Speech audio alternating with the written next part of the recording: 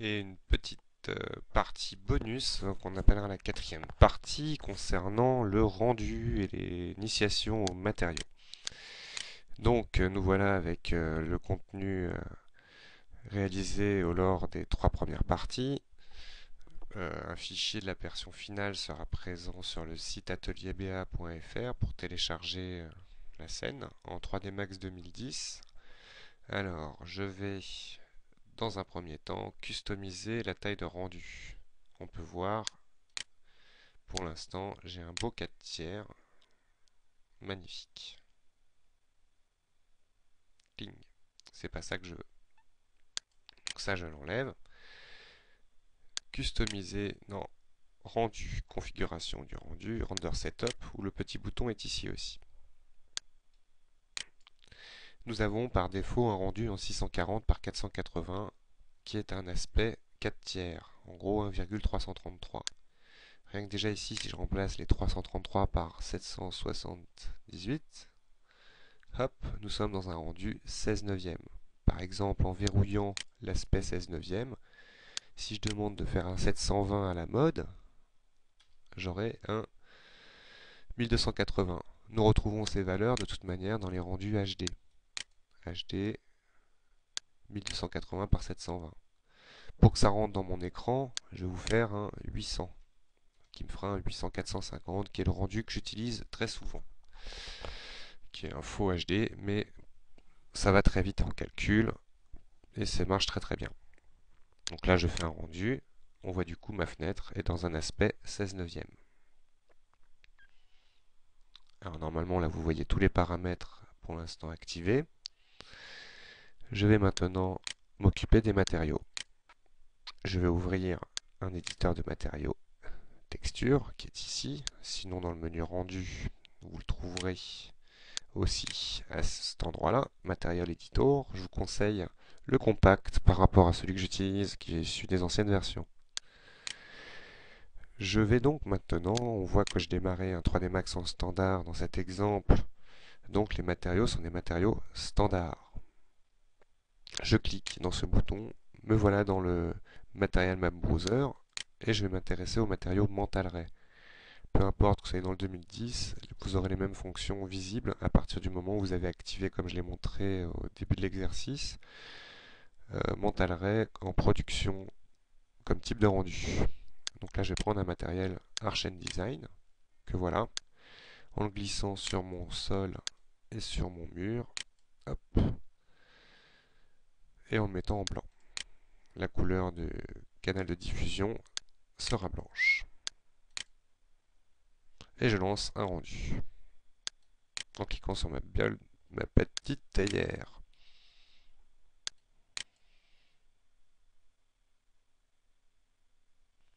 Alors pour la suite de l'exercice, nous allons rentrer comme le but de l'exercice est un intérieur jour.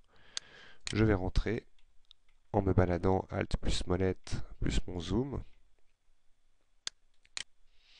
de manière à bien voir l'intérieur de ma scène, ce qui me donne ça.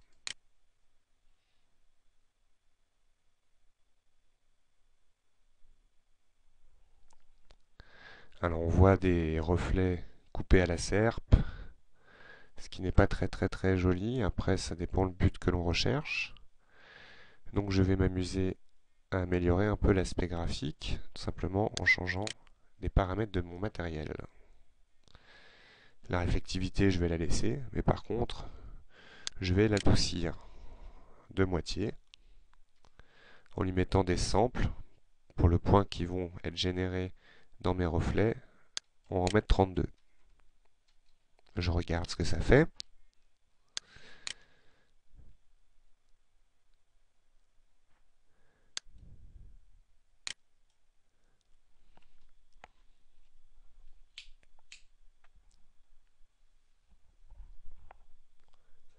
On voit que déjà c'est un petit peu plus loin calculé, mais le résultat de mes ombres est beaucoup plus joli. Bien évidemment, ça dépendra du reflet que vous recherchez.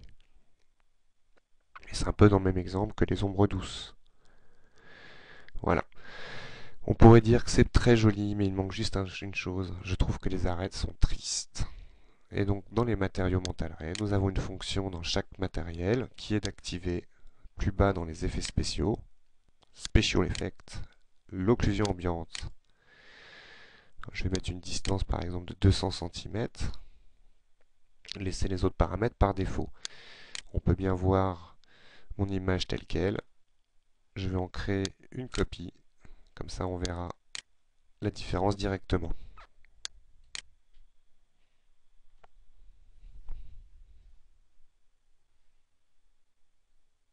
Donc on voit tout de suite, l'occlusion ambiante, c'est créer une ombre en fait par rapport à la proximité des surfaces, ce qui permet de mieux dessiner le contour de nos arêtes. C'est beaucoup plus réaliste. Bien évidemment, ça rajoute autant de calculs. Que voilà. Alors là, on pourrait imaginer maintenant chercher un aspect un peu plus réaliste de notre première pièce, en sélectionnant par exemple la lumière. Et on va lui mettre plutôt une teinte moins jaune qu'elle l'est. Voilà. Et lancer un rendu à nouveau, qui sera le dernier rendu pour savourer le résultat.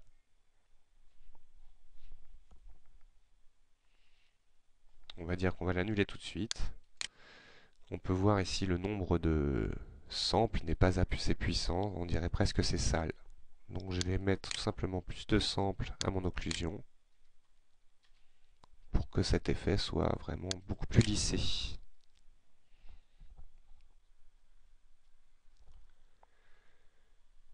On voit tout de suite la finesse,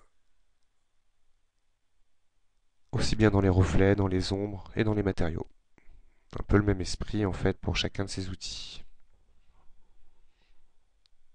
Et le type de rendu qu'on arrive à faire sans plugin, donc sans addition au logiciel, directement en utilisant les fonctions Mental Ray. Voilà ce qu'on peut obtenir. En imaginant je vais cloner ce matériel, hop, on va appeler 2, pour éviter qu'il y ait un conflit, le mettre à mon sol, enfoncer. Voilà, on va le mettre un gris. Et là, vous pouvez vous amuser déjà avec ces quelques paramètres en changeant la couleur de vos lumières, la couleur de vos murs, la couleur de votre sol, en rajoutant des objets petit à petit et en obtenant un rendu professionnel directement avec 3D Max.